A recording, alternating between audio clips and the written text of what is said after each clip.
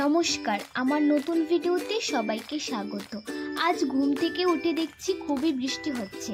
আমি ফ্রেশ হয়ে চলে এলাম। এইদিকে দেখছি আমার এক কাকাই আমাদের জন্য তাদের বাড়ির গাছের কাঁঠাল নিয়ে চলে এসেছে।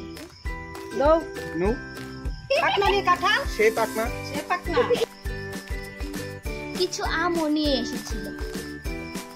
আমি এখানে আমগুলো বাটিতে নিয়ে নিচ্ছি।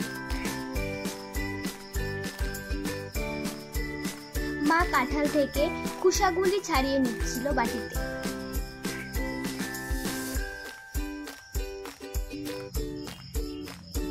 আমগুলিও কেটে নিচ্ছিল। এবার প্লেটে প্লেটে আমাদের সবাইকে দিচ্ছিল। মা, জ্যামা, বনু সবাই মিলে খাচ্ছিলাম আমরা আম কাঁঠাল।